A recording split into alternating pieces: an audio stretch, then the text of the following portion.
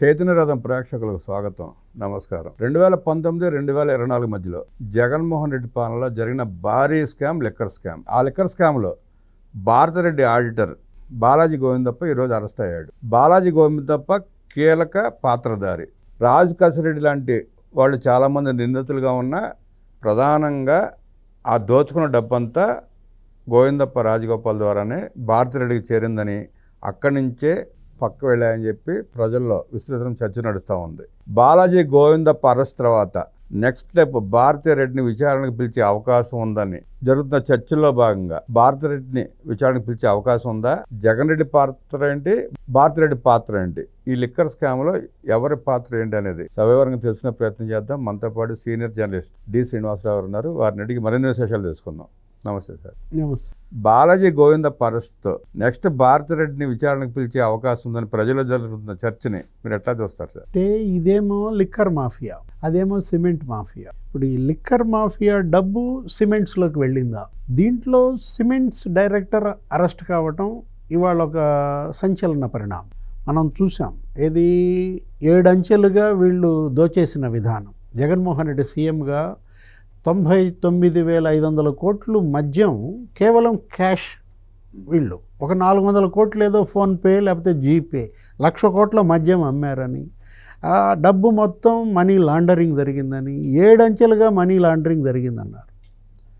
ఇప్పుడు ఆ డిస్టిలరీల ప్రతినిధుల దగ్గర ఏది ఒక 6 డిస్టిలరీలు సెలెక్ట్ చేసి 66% ఆర్డర్స్ దానికి ఇవ్వడం, వాళ్ళ దగ్గర ఒక కంపెనీ రిప్రజెంటేటివ్ వీళ్ళకి మనీ ఇవ్వటం కోసం, ఆ తర్వాత మనీ హ్యాండ్లర్స్, ఆ తర్వాత కొరియర్స్, ఆ తర్వాత ఇతను మేనేజర్ స్థానంలో ఇవాళ ఈ కసిరెడ్డి రాజు.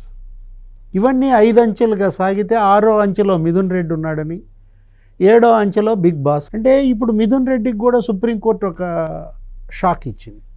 ఈరోజు సుప్రీంకోర్టు ఏమని, మీరు హైకోర్టుకి మీరు సహకరించండి, మిథున్ రెడ్డి బెయిల్ పిటిషన్ ఇవాళ మళ్ళీ హైకోర్టు పునర్విచారణకి సుప్రీంకోర్టు ఆదేశించిన నేపథ్యంలో మొత్తం కొలిక్కి వచ్చింది. 5 లింకులు బ్రేక్ చేసింది సిట్ సక్సెస్ఫుల్గా. స్పెషల్ ఇన్వెస్టిగేషన్ టీం ఇవాళ రాజశేఖర్ బాబు ఆధ్వర్యంలో ఎప్పుడైతే కసిరెడ్డి రాజు అరెస్ట్ అయ్యాడో వీళ్ళ ముగ్గురు పరారయ్యారు. ఎవరు? మీరు చెప్పిన బాలాజీ గోవిందప్ప, ధనుంజయ రెడ్డి. అంటే సీఎంఓ ఇవాళ ఇందులో ఇన్వాల్వ్మెంట్. సీఎంఓ ఇవాళ ప్రిన్సిపల్ సెక్రటరీ ఎవరు? ధనుంజయ రెడ్డి. 17-18 రోజులుగా ఆయన అజ్ఞాతంలో ఉన్నారు. బెయిల్స్ కోసం వెళ్ళారు, ముందస్తు బెయిల్స్కి వెళ్ళారు, జిల్లా కోర్టు దగ్గర నుంచి హైకోర్టు, సుప్రీంకోర్టు అన్ని తిరస్కారాలు. మనం అంటే ఇవాళ ధనుంజయ రెడ్డి కోసం పంజాగుట్ల ఇంటికి వెళ్ళి ఎంక్వైరీ చేయడం, ఎక్కడో వనస్థలిపురంలో ఎవరో నారాయణ రెడ్డి ఇంట్లో ఉన్నాడని అక్కడికి వెళ్ళి సోదాలు చేయడం, అయితే బంజారా హిల్స్లో ఎక్కడో రియల్ ఎస్టేట్ వ్యాపారి శ్రీధర్ రెడ్డి ఇంట్లో ఉన్నాడంటే అక్కడ సోదాలు చేయడం, అసలు సాక్షి ధనుంజయ రెడ్డి ఎడిటర్ ఇంట్లో కూడా సోదాలు చేశారు. అంటే వీళ్ళ ముగ్గురు ప్రతిరోజు అతనితో కూర్చుంటున్నారు, వీళ్ళే బ్రీఫింగ్ ఇస్తున్నారు, ఆయనేమో సాక్షి పేపర్లో రాస్తున్నాడు వీళ్ళు చెప్పిన వెర్షన్. అంటే అక్కడికి వెళ్తే వాళ్ళేమో పత్రికా స్వేచ్ఛ మీద దాడి అని చెప్పి గందరగోళం చేశారు. ఏది ఇవాళ ఇదేంటి? ఇది సమాజంపై దాడి, ఇది జనంపై దాడి. జనం రక్తం పీల్చారు వీళ్ళంతా కూడా. ఇది ఇవాళ లిక్కర్ ర్యాకెట్ అనమాట. మనం గతంలో ఏదో కిడ్నీ ర్యాకెట్ అనేవాళ్ళం, దాన్ని మించిన ర్యాకెట్ ఇది. ఏది వాళ్ళు కిడ్నీలు అమ్ముకున్నారు, వీళ్ళు కిడ్నీలు నాశనం చేశారు. 80,000 మంది కిడ్నీలు దెబ్బతిన్నాయంటే ఏది ఈ నాసి రకం మద్యం వల్ల, ఈ జే బ్రాండ్స్ వల్ల నీకు 54% నీకు లివర్ దెబ్బతిందండి. 40,000 మంది చనిపోయారండి. అసలు ఇది పురంధేశ్వరి పెద్ద ఉద్యమం తీసుకున్నారు ఆమె. అప్పుడు బీజేపీ అధ్యక్షురాలుగా ఆమె వెళ్ళి బాటిల్స్ అన్ని బద్దలు కొట్టింది. ఆమె అందరికీ లేఖలు కూడా రాసింది. దీని మీద సిబిఐ ఎంక్వైరీ జగన్ సీఎంగా ఉన్నప్పుడే ఆమె డిమాండ్ చేశారు. అసలు ప్రపంచంలో దేశంలో ఎక్కడా లేని బ్రాండ్స్ ఇక్కడ. అంటే అసలు ఎక్కడ ఆదాన్ డిస్టిలరీ? జగన్మోహన్ రెడ్డి ఏమంటాడు, చంద్రబాబు పెట్టిన డిస్టిలరీలు తప్ప మేము కొత్త డిస్టిలరీలు పెట్టలేదంటాడు. ఆదాన్ డిస్టిలరీ చంద్రబాబు టైంలో ఉందా? అసలు అది ఉందా? పేపర్ మీద ఉందా? ఇక్కడ ఉన్నటువంటి డిస్టిలరీలనే వాళ్ళు సబ్లీజుకు తీసుకుని అదొక డిస్టిలరీ పుట్టించి ఏ రకంగా మసిబూసి మారేడుకాయ చేశారంటే, అదే కాదు ఇవాళ లీలా డిస్టిలరీ అంట, అదెక్కడ ఏదో పాండిచ్చేరిది. దానికి దీనికి ఏంటి సంబంధం? అంటే తిరుపతి మహాప్రసాదం లడ్డూ కల్తీ, అక్కడ నెయ్యి కల్తీలో ఇలాగే చేశారు. ఏది అక్కడ ఉన్నటువంటి కర్ణాటక నందిని డైరీ స్వచ్ఛమైన నెయ్యి వాడకుండా ఎక్కడో బోలేబాబా డైరీ ఉత్తరప్రదేశ్ అంటారు, ఏఆర్ డైరీ అంటారు ఎక్కడెక్కడో కేరళ, వైష్ణవి డైరీ అంటారు. అంటే వీళ్ళే నెయ్యి తయారు చేసి వీళ్ళే అందులో యానిమల్ ఫ్యాట్ కలిపారని అప్పట్లో ధ్వజం. అంటే ఇది కూడా అదే, ఏది అది నెయ్యి కల్తీ అయితే ఇది మద్యం కల్తీ, అది నెయ్యి మాఫియా అయితే ఇది మద్యం మాఫియా. ఇవాళ మొత్తం దీంట్లో ఒక కొలిక్కి వచ్చింది. 7 అంచెల్లో నీకు 6 అంచెలు బ్రేక్ అయ్యాయి. ఇంకేముంది, ఇక ఆ 7వ లింక్, ఆ ఒక లింకే, అది వీళ్ళు బ్రేక్ చేయాల్సిన పని లేదు, అదే బ్రేక్ అయిపోద్ది అనమాట.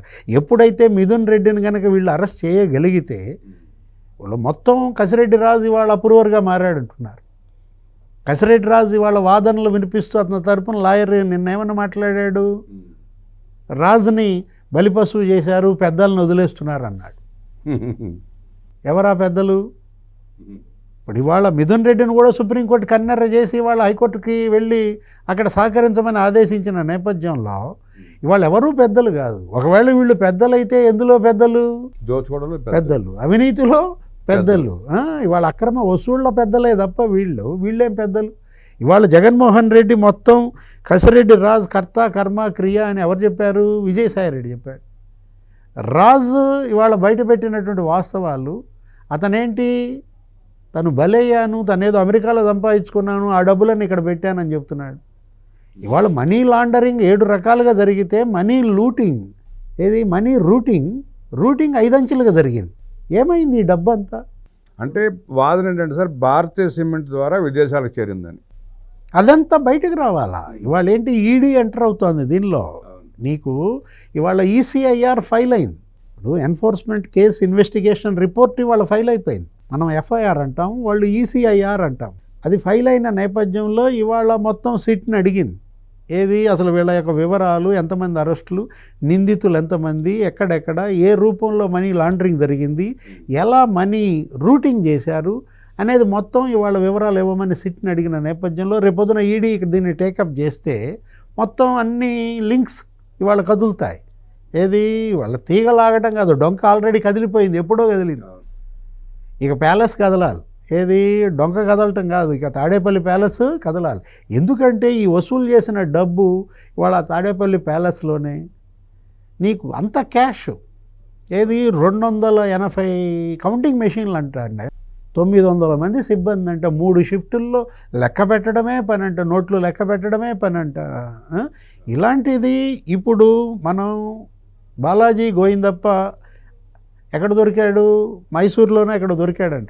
మైసూర్లో ఇప్పుడు 3 రాష్ట్రాల్లో వేట నడుస్తోంది ఇలా ముగ్గురు కోసం. ధనంజయ రెడ్డి, కృష్ణమోహన్ రెడ్డి, మొత్తం ఆంధ్రప్రదేశ్, తెలంగాణ, కర్ణాటక. మనం చూసాం మొన్న బెంగళూరులో భారతీ సిమెంట్స్ గెస్ట్ హౌస్లో ఎతికారు, మొత్తం ఇక్కడ జల్లెడ పట్టారు హైదరాబాద్ అంతా. ఇతను మైసూర్లో దొరికినట్టున్నాడు, మైసూర్ నుంచి పట్టుకొచ్చారు.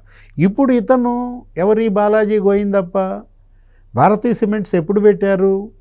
అది 2009లో ఫస్ట్ ప్రొడక్షన్ బయటకు వచ్చింది. ఇతను 2010లో జాయిన్ అయ్యాడు చార్టెడ్ అకౌంటెంట్. అంటే మరొక చార్టెడ్ అకౌంటెంట్ బలే. ఇప్పుడు విజయసాయి రెడ్డి చార్టెడ్ అకౌంటెంట్ మనం తెలుసు, అఫ్కోర్స్ అతను సంపాదించుకున్నాడు, అతను దోచుకున్నాడు, అతను పదవులు కూడా భారీగా పొందాడు. ఇవాళ బాలాజీ గోవిందప్ప ఇప్పుడు 15 ఏళ్ళుగా ఈ సిమెంట్స్లో చేస్తున్నాడు. ఇవాళ భారతీ మేడం సేవలో ఇతను 15 ఏళ్ళుగా డైరెక్టర్గా ఉంటూ అక్కడ ఈ పనులైనా చేసింది. ఒక్క బెంగళూరు రియల్ ఎస్టేట్లోనే 1000 కోట్ల పైన పెట్టుబడులు పెట్టారని వీళ్ళు. అంటే ఈ లిక్కర్ డబ్బు బెంగళూరు రియల్ ఎస్టేట్లోనే మరి 1000 కోట్ల పైన పెట్టుబడులు పెట్టారంటే మరి దానికి బాలాజీ గోవిందప్ప. బెంగళూరులో మనం చూసాం భారతీ సిమెంట్స్ గెస్ట్ హౌస్లో ఎతికినప్పుడు ఇతను దొరకలేదు. అంటే ఇక్కడ హైదరాబాద్లో ఇంకా రియల్ ఎస్టేట్లో ఎంత పెట్టాడు కసిరెడ్డి రాజు? అతనిది ఏదో ఉంది ఈస్ట్ నవి ఇన్ఫ్రా అని. ఇప్పుడేంటి ఇవాళ ఇక్కడ హైదరాబాద్లో దానికి 10 రెట్లు పెట్టారా? ఇందాక మనం అనుకున్నది అదే, మనీ లాండరింగ్ సరే, మనీ రూటింగ్ కొంత గోల్డ్ రూపంలోకి మార్చారని. 29 మంది నిందితుల జాబితాలో చివరి 4 జ్యువెలర్స్, ఒక 10-12 మంది పర్సన్స్ ఉన్నారు. మొత్తం డొల్ల కంపెనీలు మిగతా అన్నీ. ఇవన్నీ కూడా ముంబై బేస్డ్, మహారాష్ట్ర బేస్డ్. ఆ కంపెనీలన్నీ కూడా ఏదో ఒకటి మాత్రమే బెంగళూరు బేస్డ్, ఒకటేమో ఢిల్లీ బేస్డ్ అనమాట. ఆ 4 జ్యువెలరీస్ జరిగింది అంటే వీళ్ళు బంగారు రూపంలో ఎంత మార్చారు, గోల్డ్ బాండ్స్ ఎంత కొన్నారు, అసలు అది విదేశాలకు ఎంత రవాణా అయింది. గతంలో మీకు గుర్తుందో లేదో రామబ్రహ్మం గారు అంకబాబుని అరెస్ట్ చేశారు. అప్పట్లో అతను సోషల్ మీడియాలో వచ్చిన ఒక పోస్ట్ ఫార్వర్డ్ చేశాడని. ఏంటి ఆ పోస్టు? ఎవరో ఒక ఐఏఎస్ ఆయన భార్య దుబాయ్ నుంచి బంగారం తెస్తోంది గన్నవరం ఎయిర్పోర్ట్. స్పెషల్ ఫ్లైట్స్లో వెళ్తున్నారు వస్తున్నారు. అప్పట్లో జగన్మోహన్ రెడ్డి ఈ బ్యాచ్ అంతా కూడా ఎక్కడికి వెళ్ళినా స్పెషల్ ఫ్లైట్స్ వాడారు. అది ఈ డబ్బు లావాదేవీల మనీ లాండరింగ్కి స్పెషల్ ఫ్లైట్స్ వాడారా? ఈ గోల్డ్ విదేశాలకు తీసుకువెళ్ళటం తీసుకురావడానికి వాడారా? అసలు నిజంగా అప్పుడు ఆ ఐఏఎస్ భార్య ఎవరు? అది వాస్తవమా? దానిపైన కూడా ఒక రకంగా దర్యాప్తు చేయాల్సినటువంటి అవసరం ఉంది. అదేంటి అప్పట్లో ఇప్పుడు ఈ ఐఏఎస్ ఇవాళ పరారీలో ఉన్నాడు. ఎవరు? ధనుంజయ రెడ్డి.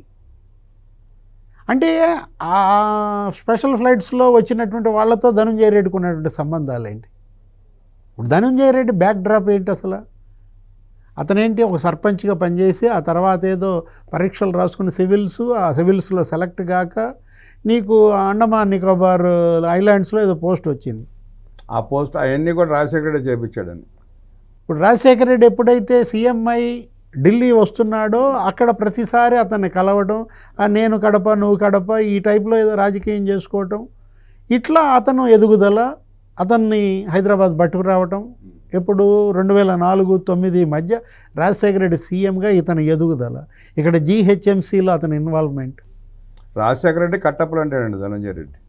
ఇలాంటి ధనుంజయ రెడ్డి ఇవాళ జగన్మోహన్ రెడ్డి సీఎం కాగానే కన్ఫర్డ్ ఐఏఎస్ అతను ఏంటి అసలు ప్రిన్సిపల్ సెక్రటరీ కావడమే కాదు, ఎక్కడో తెలంగాణలో ప్రొఫెసర్గా ఉన్న ఆయన భార్యను ఇక్కడికి తీసుకురావటం, ఇక్కడ పోస్టుల్లో పెట్టుకోవడం.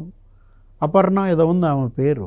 ఇవాళ ధనుంజయ రెడ్డి ఐఏఎస్ అయి ఉండి నువ్వు పారిపోయే పరిస్థితి వచ్చిందంటే ఇప్పుడు ఇందులో మనం చూడాలా. ఆ కృష్ణమోహన్ రెడ్డి అతనేంటి జగన్మోహన్ రెడ్డి పిఏగా, గతంలో విజయమ్మకు కూడా ఓఎస్డీగానో పిఏగానో పనిచేసాడు ఆమె ఎమ్మెల్యేగా గెలిచినప్పుడు.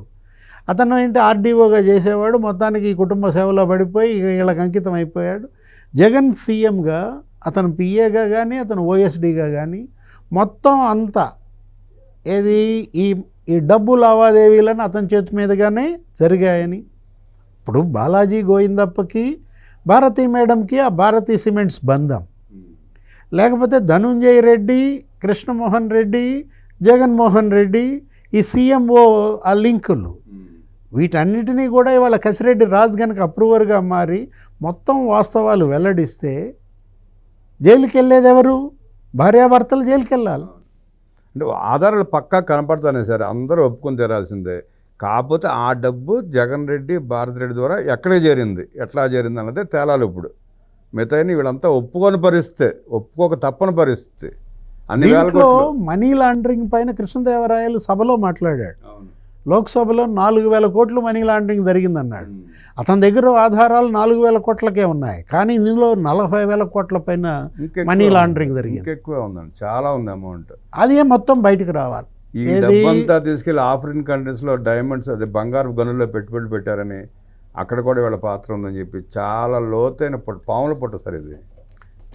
అవన్నీ బయటకు రావాలా. ఏది సౌత్ ఆఫ్రికాకి వీళ్ళకి ఉన్నటువంటి వ్యాపార బంధాలు, అక్కడ ఉన్నటువంటి పెద్దిరెడ్డి సామ్రాజ్యం, ఏది ఇక్కడ ఎన్నికల ఫలితాలు రాకముందే ఇక్కడ ఉన్నటువంటి పిఎల్ఆర్ మెషినరీ మొత్తాన్ని సౌత్ ఆఫ్రికాకి ఈయన ఎక్స్పోర్ట్ చేయటం, ఆ గనులకే పంపించారని.